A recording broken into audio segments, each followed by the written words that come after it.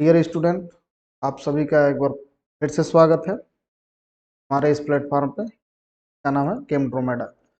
यहाँ पर हम केमिस्ट्री के अलग अलग टॉपिक को सीखने का प्रयास करते हैं। अभी फिलहाल हम सीख रहे हैं क्या? इलेक्ट्रोकेमिस्ट्री। हमने सबसे पहले क्या सीखा? इलेक्ट्रोलाइसिस क्या होती है। उसके बाद हमने सीखा भाई इलेक्ट्रोकेमिकल सेल क्या है, कितने टाइप्स की होती है बेसिकली। उसमें से हम पर्टिकुलर गैल्वेनिक सेल को हमने पिछले टर्म पे देखा। गैल्वेनिक सेल क्या होती है? हमने इलेक्ट्रोलाइटिक सेल नहीं देखा है, हमने क्या देखा है? गैल्वेनिक सेल क्या होती है। उसमें कुछ ऑक्सीडेशन पोटेंशियल और रिडक्शन पोटेंशियल की हमने बात की। लेकिन जब भी कोई केमिकल रिएक्शन हम करा रहे होते हैं ना, ठीक ना, इस सेल में तो जो एनर्जी रिलीज होती है आखिर उसी को तो इलेक्ट्रिसिटी में बदल रहा है। तो हमें भी तो उस सेल से कैलकुलेट करना है कि भैया हमें कितनी एनर्जी मिल रही है, ये जानना है। और हम कितना कंट्रोल करना है, इसको जानने के लिए क्या करेंगे हम? आज कुछ बेसिक से टॉपिक, मतलब ऑक्सीडेशन रिडक्शन पोटेंशियल क्या होता है, इसको समझेंगे। क्योंकि जब मैं भी पढ़ता था ना तो बहुत सारी कंफ्यूजन हो जाती थी। कभी कभी मैं ऑक्सीडेशन रिडक्शन पोटेंशियल को आयोनाइजेशन से कंपेयर कर लेता। तो छोटी छोटी चीजें कई बार हम गलत कर जाते हैं, जो कि नहीं होना चाहिए। तो कंफ्यूजन ना हो इसलिए हम इसको आज सीखेंगे। साथ ही साथ हम सीखेंगे इलेक्ट्रोकेमिकल सीरीज, क्योंकि जब तक हमें ऑक्सीडेशन पोटेंशियल का पता नहीं रहेगा, जब तक हमें रिडक्शन पोटेंशियल का पता नहीं रहेगा, हम EMF of the cell calculate कर ही नहीं सकते। तो हम आज इन चीजों को बिल्कुल एकदम डिटेल में समझेंगे और उम्मीद करेंगे डाउट फिर ना बने। चलिए विदाउट डिले हम चलते हैं अपने लर्निंग प्लेटफॉर्म पर।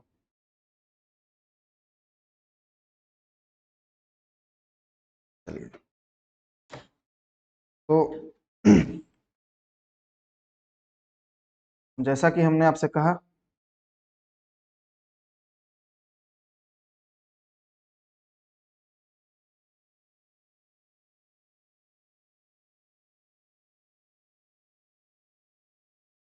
तो जैसा कि हमने आपसे कहा कि आज हम कुछ टर्म सीखेंगे, जिसमें क्या था? ऑक्सीडेशन पोटेंशियल,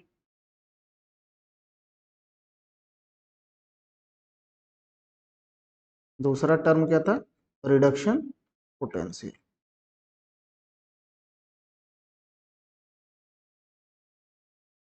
इनको आज सीखेंगे। फिर देखेंगे कि इलेक्ट्रोकेमिकल सीरीज क्या है। बहुत ज्यादा नहीं देखेंगे, थोड़ा बहुत, क्योंकि अगर सबको कवर करने लगे तो वीडियो काफी बड़ी हो जाएगी, जो कि हम नहीं करेंगे। इलेक्ट्रोकेमिकल सीरीज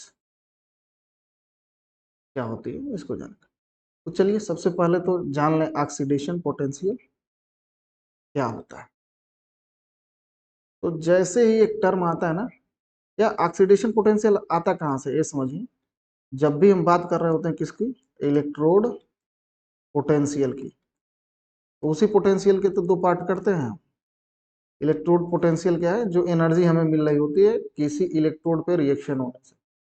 और वो रिएक्शन किस तरह के होते हैं? दो तरह के होते हैं। कौन कौन से? ऑक्सीडेशन, और दूसरा कौन सा होता है? रिडक्शन। और अगर आपको याद हो तो आपने बताया भी था, या मैंने आपको पिछले टर्म पे समझाया भी था कि ऑक्सीडेशन किस इलेक्ट्रोड पे हो रहा था जी? हमेशा एनोड पे होता है। और रिडक्शन किस पे हो रहा होता है? कैथोड पे। तो इनसे रिलेटेड जो पोटेंशियल्स है ना, एनोड का जो पोटेंशियल है उसको ही हम क्या बोल रहे हैं? Oxidation potential. क्या बोल रहे हैं बेटा? Oxidation potential. और कैथोड वाले को क्या बोल रहे हैं? Reduction potential. ये कुछ बेसिक सी चीजें हैं, अभी देखेंगे, समझेंगे इनको डिटेल में। तो कहीं ना कहीं अगर हम किसी एक टर्म को लेके चले, चलिए फिलहाल हम अभी तत्काल में किसको लेके चलते हैं? Oxidation potential. तो हम क्या देख रहे हैं? ऑक्सीडेशन पोटेंशियल भी दो वर्ड से मिलके बना है, टू वर्ड से। एक वर्ड क्या है? ऑक्सीडेशन। और दूसरा वर्ड क्या है? पोटेंशियल। पोटेंशियल अगर आप ऐसे समझे ना, तो पोटेंशियल एक तरह की क्षमता ही तो होती है। अगर आपको कुछ नहीं पता हो तो आप पोटेंशियल, आपका कितना पोटेंशियल, हम जनरली बात करते हैं भाई इनका बहुत अच्छा पोटेंशियल है, इस चीज को कर सकते हैं। तो एक तरह की क्षमता है। किसकी क्षमता है? खुद के ऑक्सीडाइज होने की क्षमता। ऑक्सीडेशन क्या है? कोई भी चीज, कोई मेटल या कोई एटम कितना इजिली ऑक्सीडाइज होता है। लेकिन अगर हम ये बोल रहे हैं कि यह क्षमता है ऑक्सीडाइज होने की, और उस ऑक्सीडाइज होने की क्षमता मतलब जो एनर्जी रिलीज हो रही है उसमें, अगर हम उसको ऑक्सीडेशन पोटेंशियल कह रहे हैं, तो कहीं ना कहीं आप एक और टर्म पढ़ चुके हैं, वो हो रहा था क्या? Ionisation. Ionisation energy or potential, ionisation potential. तो कहीं ना कहीं अब कोई चीज आयोनाइज हो रही है, अगर वो पॉजिटिव बना रही है, for example M is going to form M plus, ठीक ना, तो आयोनाइज हो रही है।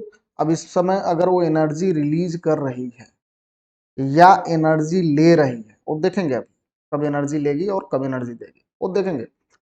तो ये जो एनर्जी ले रही है या एनर्जी दे रही है, ठीक ना, उसी को तो आप आयोनाइजेशन कह रहे हो। तो फिर दो टर्म क्यों आ गए? ऑक्सीडेशन पोटेंशियल, क्योंकि यहाँ पर तो ऑक्सीडाइज ही हो है, इसी को आप आयोनाइजेशन बोल रहे थे। तो क्या यही ऑक्सीडेशन है? यही ऑक्सीडेशन पोटेंशियल है?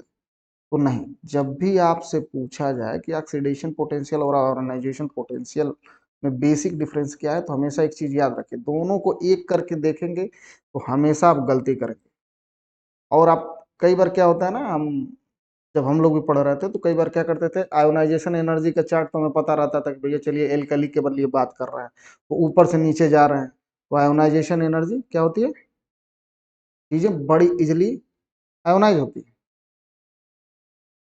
लिथियम जल्दी आयोनाइज नहीं होगा, सीजियम जल्दी आयोनाइज होगा जी, ठीक ना। आयोनाइजेशन एनर्जी का मान क्या होता है? घटता जाता है, मतलब बहुत कम एनर्जी हमें देनी होती है। क्यों देनी होती है वो देखेंगे, ठीक ना। तो चीज इजिली आयोनाइज होती है। तो अगर उससे कंपेयर कर देंगे तो हम कह देंगे जी कि सीजियम का ऑक्सीडेशन पोटेंशियल क्या है, लिथियम का ऑक्सीडेशन पोटेंशियल से ज्यादा होना चाहिए। ऐसा नहीं होगा, कभी नहीं होता है। तो कंफ्यूज बिल्कुल ना हो, समझें क्या है। आयोनाइजेशन की जब बात कर रहे होते हैं ना, तो हम क्या पढ़ रहे होते हैं कि अगर किसी भी मेटल के आयोनाइजेशन की बात करें जो कि एक सॉलिड स्टेट में है, तो सबसे पहले मेटल को हम किस में लेके जाए बेटा? मेटल के गैसियस स्टेट में लेके जाए। मेटल किस स्टेट में जाए? सॉलिड स्टेट से, सॉलिड स्टेट से किस में जाए? गैसियस स्टेट में। और उस गैसियस स्टेट से हम किस में क्या करें उसको? वहां से वह एक इलेक्ट्रॉन त्यागे, और तब जाके वो जब आयोनाइज हो तो हम आयोनाइजेशन एनर्जी निकाल रहे थे। तो यहाँ पे जो एनर्जी रिक्वायर्ड थी, the required energy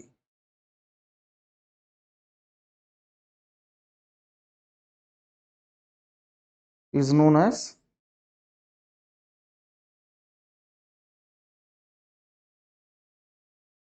ionisation energy.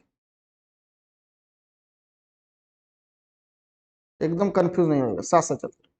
मतलब आप जरा सोच के देखिए ना, आपने क्या किया, एक सॉलिड को गैस में बदला। और आपको याद होगा, जब हम सॉलिड को गैस में बदलते हैं तो हमें यहाँ पे एनर्जी देनी होती है। Energy need to be given. क्यों? क्योंकि ये प्रोसेस है सब्लिमेशन का। किसका प्रोसेस है? सब्लिमेशन का। और इसी को आप क्या बोल रहे होते हो? Sublimation enthalpy. जिसके लिए भी आप निकालो, सब्लिमेशन एंथैल्पी। तो जरा सोच के देखो, किसी सॉलिड को अगर आप गैस में बदल रहे हो तो आपको एनर्जी देनी है कि नहीं देनी? मतलब आप दे रहे हो। अगर दे रहे हो तो ये सब्लिमेशन किस तरह का रिएक्शन है? तो यम सॉलिड से अगर यम गैस में जा रहे हो बेटा, किस तरह का रिएक्शन है? Endothermic reaction. मतलब यहाँ पे जो यच है, ठीक ना, सब्लिमेशन एंथैल्पी ऑफ सब्लिमेशन एक कैसा होगा? पॉजिटिव होगा, क्योंकि आपको देना पड़ रहा है, आप दे रहे हैं। इंडोथर्मिक। और क्या है? इंडोथर्मिक प्रोसेस है। छोड़ेंगे कुछ नहीं जी, एक बार पढ़ लीजिएगा सारा चीज क्लियर हो जाएगा, ठीक ना। एंडोथर्मिक प्रोसेस है। अब आपने फिर से क्या किया, अब इससे कहा कि भैया एक इलेक्ट्रॉन का त्याग कर दो। अब ये अपने गैसियस स्टेट में एक इलेक्ट्रॉन का त्याग किया, मतलब वन इलेक्ट्रॉन रिलीज किया, ऑक्सीडाइज हुआ। मतलब आपने यहाँ पर भी क्या किया, एनर्जी दी, ऑक्सीडाइजेशन आयोनाइजेशन लिख देते हैं, आयोना। तो दो बार एनर्जी आप दे रहे हैं, इसको आयोनाइजेशन बोलते हैं। जबकि ऑक्सीडेशन पोटेंशियल या रिडक्शन पोटेंशियल ये जो होता है ना, इनके बारे में अगर हम बात करें, जो ऑक्सीडेशन पोटेंशियल होते हैं या इलेक्ट्रोड पोटेंशियल होते हैं, ठीक ना, ये क्या है, ये है कि भाई यह जो बन रहा है ना आयन, ठीक ना, ये एक्वस स्टेट में बने, मतलब हाइड्रेटेड फॉर्म में बने, तो हाइड्रेशन एनर्जी होगी, वहां होगी कि नहीं होगी, जरा सोच के देखिए। आपने क्या किया, ये सारी चीजें तो लग रही है ना, ये तो सारी प्रोसेस होगी। अब जो यहाँ की प्रोसेस है, यम गैस, क्योंकि गैसियस स्टेट से ही निकलेगा, इसमें जाएगा। तो अब ये जो जा रहा है एक गैसियस ना होके, ये जो गैसियस स्टेट है, यह क्या है, एक्वस स्टेट में है। मतलब अब यहाँ एक और वर्ड जुड़ जा रहा है, क्या, hydration energy, or enthalpy, hydration enthalpy.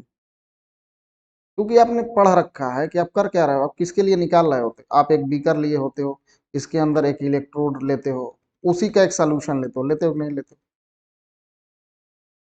तो देखो, अब एक डिफाइन करने का तरीका देख लो ना, जो एक मेटल है, मान लो अगर जिंक है, तो जिंक सल्फेट का ही सॉल्यूशन है, जिंक सल्फेट का ही सॉल्यूशन है, इलेक्ट्रोलाइटिक।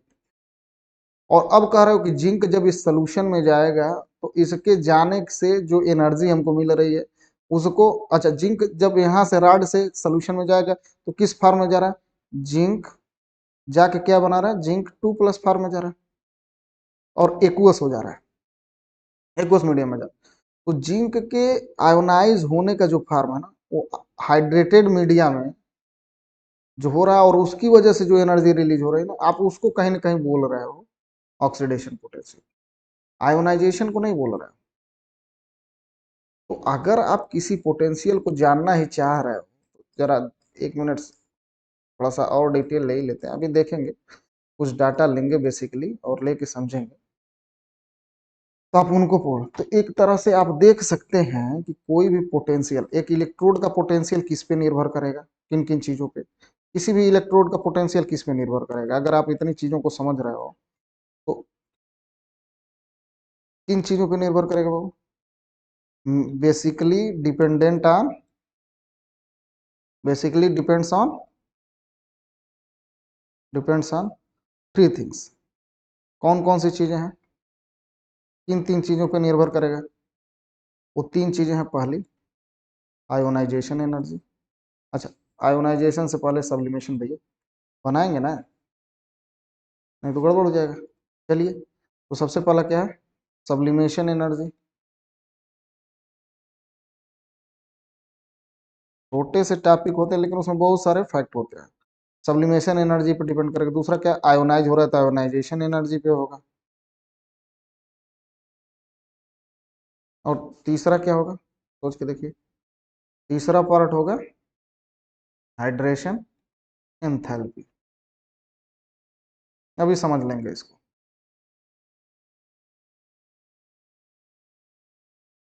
हाइड्रेशन एंथैल्पी इन 3 चीजों पे निर्भर करता है। जब इन 3 चीजों को ऐड करते हैं तो एक तरह की जो एनर्जी आपकी बचती है या मिलती है, आप उसको कहीं ना कहीं उसका पोटेंशियल कह रहे हैं, और उसको बोल्ट में कन्वर्ट कर दो। हालांकि उस एनर्जी को भाई जिस मेथड से वो कैलकुलेट होता है, हम ऐसे उसको बोल्ट में नहीं कन्वर्ट कर सकते, कोई फार्मूला ऐसा नहीं। मशीन लगाते हैं, देखते हैं इतना बोल्ट आ रहा है तो हम कहते हैं इतनी इलेक्ट्रिसिटी है ना। लेकिन जब भी आपसे ऑक्सीडेशन या रिडक्शन पोटेंशियल की बात की जाए, तो ऑक्सीडेशन या रिडक्शन पोटेंशियल है क्या, भाई उसी मेटल का इलेक्ट्रोड उसी के सॉल्यूशन में डीप हो, उसी के इलेक्ट्रोलाइटिक सॉल्यूशन में डीप हो, और वो either undergoes oxidation or reduction. इसके लिए जो वो एनर्जी ले रहा हो या एनर्जी दे रहा हो, जिसको आप इलेक्ट्रिसिटी में कन्वर्ट कर रहे हो, वो उसका पोटेंशियल्स है। भाई इतनी उसकी क्षमता है। आयोनाइजेशन एनर्जी से कतई कंपेयर नहीं करिएगा। क्यों नहीं करिएगा वो भी दिखा रहा है। अब जरा सोच के देखिए क्यों नहीं करिएगा वो भी बता दें। अगर मान लीजिए आपने अल्कली मेटल लिया for example, why not to compare ionisation energy with oxidation potential, ठीक ना। अल्कली मेटल का एग्जाम्पल लीजिए, फॉर एग्जाम्पल अल्कली मेटल। तो इसमें क्या है बेटा, सबसे ऊपर लिथियम है और सबसे नीचे क्या है, सीजियम। सबसे ऊपर क्या है, लिथियम, और सबसे ऊपर क्या है, सीजियम। तो जरा सोच के देखिए, जब हम लिथियम से सीजियम तक जाते हैं, हम बाकी किसी को नहीं लिख रहे हैं ताकि आप कंफ्यूज ना, तो हम क्या देख रहे हैं, आयोनाइजेशन एनर्जी बढ़ रही है कि घट रही है। आयोनाइजेशन एनर्जी क्या हो रही है, डिक्रीज करती है। क्यों डिक्रीज करती है, वैलेंस सेल से वैलेंस इलेक्ट्रॉन, जो बाहर का इलेक्ट्रॉन निकाला वो इजिली निकल जाता है। इजिली निकल जाता है तो आपको जो एनर्जी देनी है वो बहुत कम देनी पड़ रही है। तो ionisation energy of lithium is greater than caesium. अब इस हिसाब से जो जितना इजिली इलेक्ट्रॉन दे देगा, आपके लिए देखिए हमने चार्ट बना के रखा है, आप ही करके, इसकी जब जरूरत लगेगी तो हम दिखाएं। चलिए इस हिसाब से क्या होगा बेटा, इस हिसाब से एक चीज हुई कि भाई लिथियम का आयोनाइजेशन पोटेंशियल ज्यादा है कंपेयर टू सीजियम, मतलब सीजियम क्या होगा, इजिली ऑक्सीडाइज, इजिली ऑक्सीडाइज। अब अगर इजिली ऑक्सीडाइज होगा then it is a good reducible agent.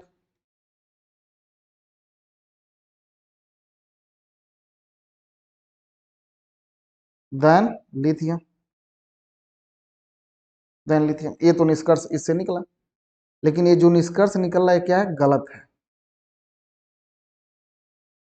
क्यों गलत है, क्योंकि आपने आयोनाइजेशन एनर्जी को कहीं ना कहीं रिड्यूसिंग पावर से कंपेयर कर दिया। रिड्यूसिंग पावर कहाँ से आती है, रिडक्शन पोटेंशियल से आती है।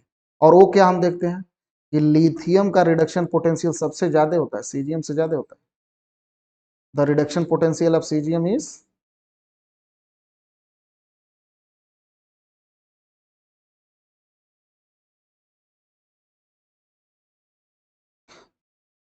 सॉरी क्या लिख दिया मैंने, the reduction potential of lithium,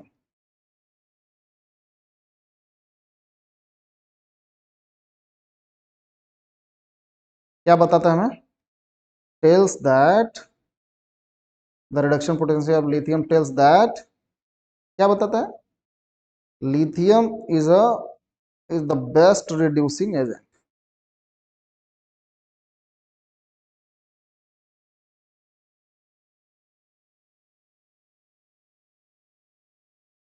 मतलब ऊपर वाले का से ठीक उल्टा हो गया। तो क्यों उल्टा हुआ ये देखिए, थोड़ा कुछ डाटा ले लेते हैं और समझते हैं।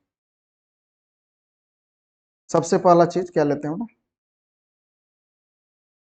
कि लिथियम को सॉलिड से लिथियम गैस बनने के लिए जो एनर्जी की रिक्वायरमेंट होती है ना, वो क्या है, प्लस 155.3 किलो जूल पर मोल।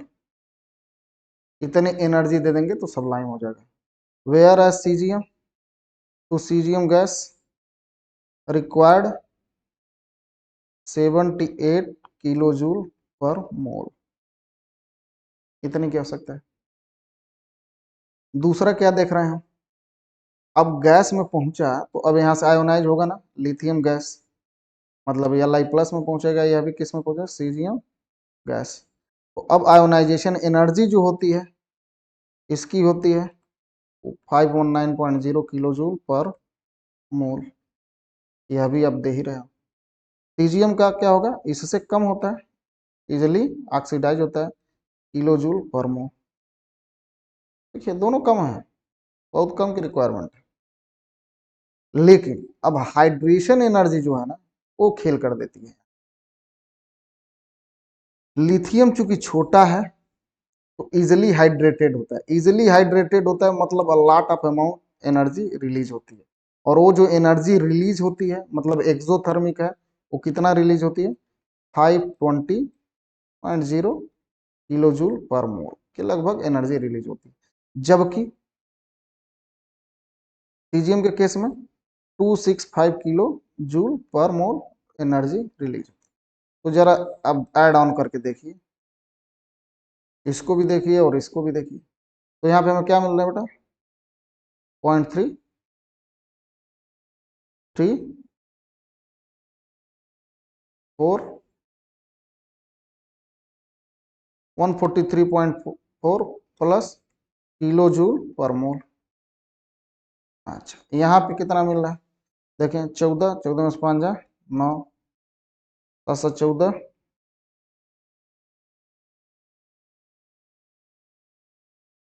14 में से 6 गया 8,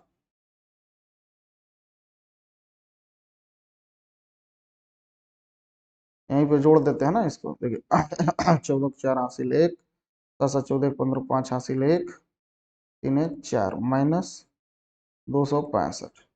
14 में से 5 गया 9, 14 में से 6 गया 8 और 3 में से 2 गया 189 प्लस। अब जरा सोच के देखिए, कभी कभी दिमाग तो लगा ही लेना चाहिए, ठीक ना? चलिए देखिए क्या निकाल। अब ये कितना आया बेटा? किलो जूल पर मोल।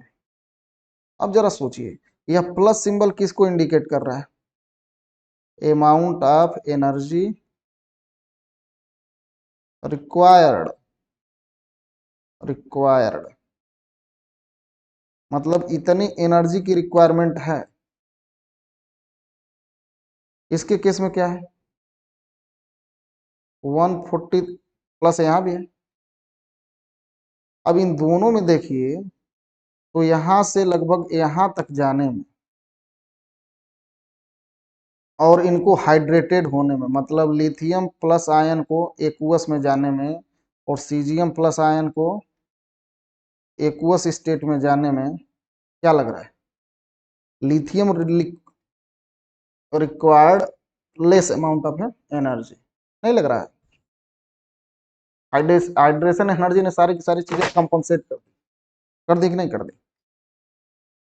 मतलब लिथियम को, लिथियम एक्वस स्टेट में जाने में और 1 इलेक्ट्रॉन देने में, ठीक ना, एनर्जी की रिक्वायरमेंट क्या है? कम है। Required less amount of energy.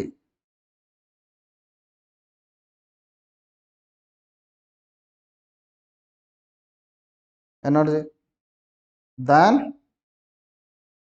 किसके? सीजियम के। तो अब जो less amount of energy require करेगा उसका ऑक्सीडेशन पोटेंशियल ज्यादा होगा कि नहीं? मतलब वो इजिली ऑक्सीडाइज होगा, वो ज्यादा एनर्जी देगा ना कंपेयर टू दूसरे के, क्योंकि उसको एनर्जी ज्यादा चाहिए ही नहीं, वो इजिली हो रहा है प्रोसेस। इजिली प्रोसेस हो रहा है मतलब इलेक्ट्रॉन इजिली जा रहा है। इजिली जा रहा है मतलब दूसरे को, सामने वाले को इजिली रिड्यूस कर रहा है। अब अगर इजिली रिड्यूस कर रहा है, देयरफॉर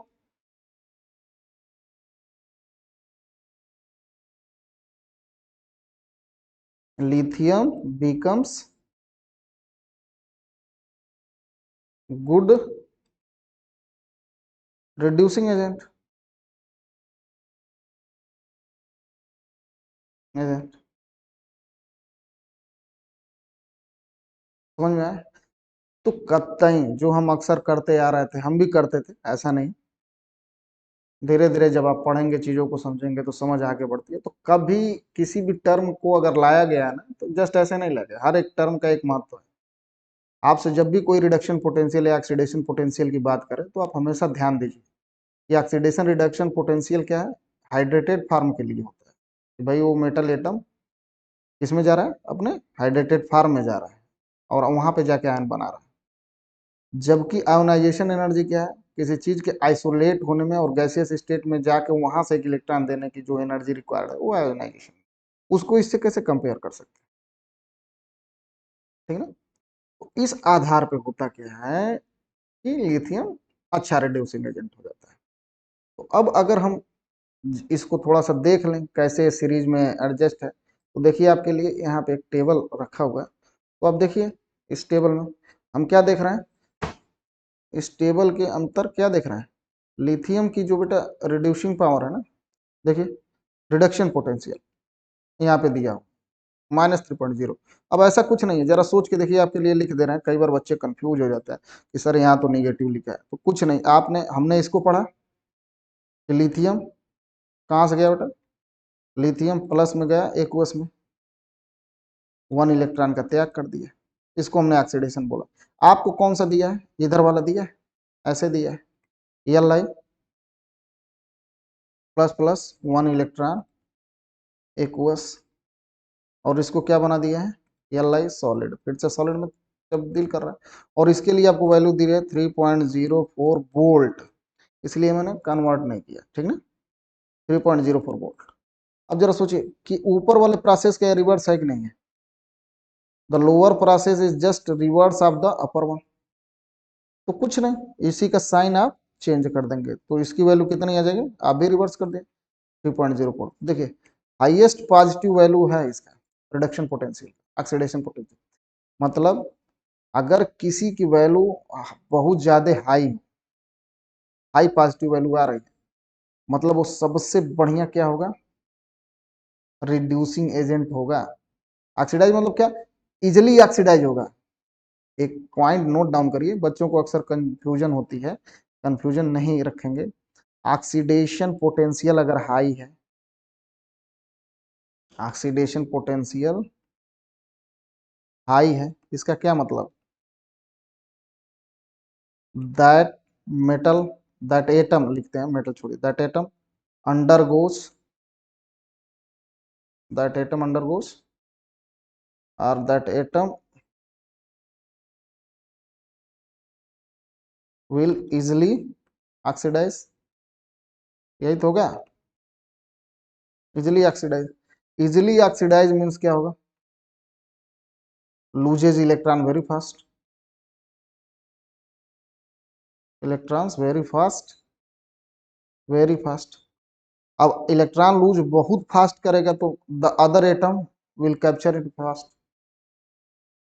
तो एक जितना जल्दी लूज कर देगा इलेक्ट्रॉन, उतना जल्दी दूसरा एटम कैप्चर भी करेगा, अगर कैप्चर करेगा तो रिड्यूस हो गया, जब तक ये लूज नहीं करता वो रिड्यूस कैसे करता है, तो ये लूजिंग कैपेबिलिटी ऑफ इलेक्ट्रॉन जो है इसकी ये फास्ट है, मतलब बेस्ट रिड्यूसिंग एजेंट और गुड रिड्यूसिंग एजेंट, जो भी आप कहिए, इसमें कोई प्रॉब्लम। तो highest value of oxidation potential means that atom will easily reduce the other atom. क्या पॉइंट हो गया, highest value of oxidation potential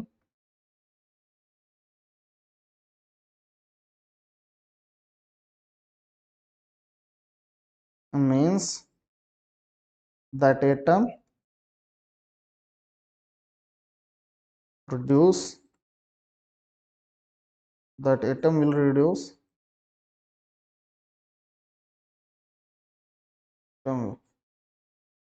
will reduce the other atom very, I hope you understand। तो आपने इस discussion से एक चीज तो समझ लिया होगा कि भाई ऑक्सीडेशन पोटेंशियल और आयोनाइजेशन पोटेंशियल सेम नहीं होते हैं, कहाँ से आता है, क्यों हम जब सीरीज बना रहे हो तो अलग अलग चीजें हो जाती हैं, उसके बहुत सारे फैक्टर्स हैं, उसमें से कुछ फैक्टर्स बेसिकली मैंने यहाँ पे डिस्कस किए। उम्मीद करता हूँ कि ये जो कंफ्यूजन होती है ऑक्सीडेशन और आयोनाइजेशन की वो आपको नहीं समझ में आया।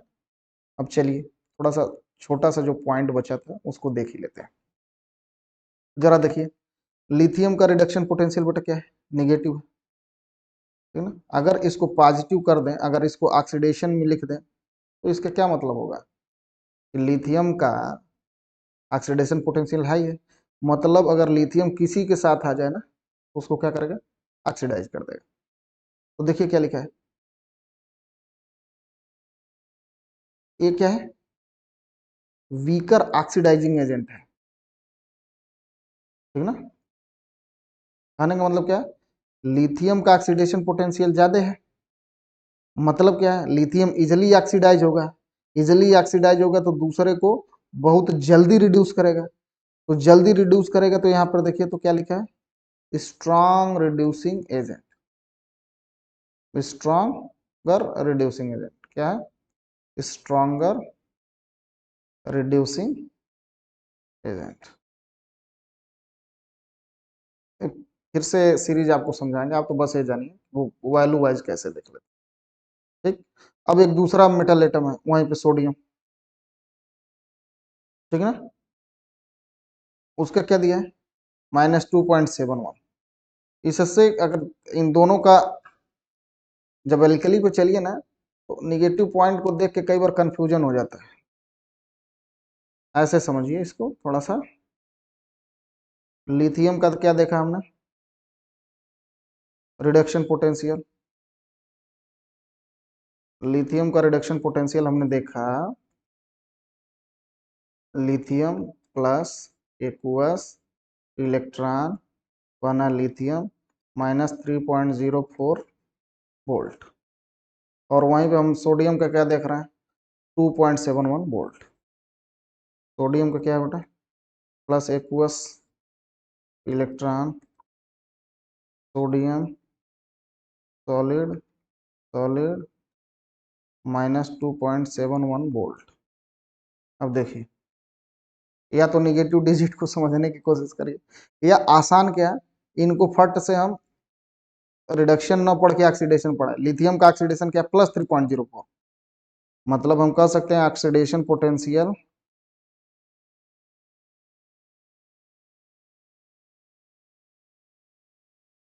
lithium is +3.04 volt and same and sodium has 2.71 volt. अब बताइए इन दोनों में ज्यादा कौन है, ज्यादा लिथियम का है, मतलब लिथियम इजिली ऑक्सीडाइज होगा तो good reducing agent compare to sodium.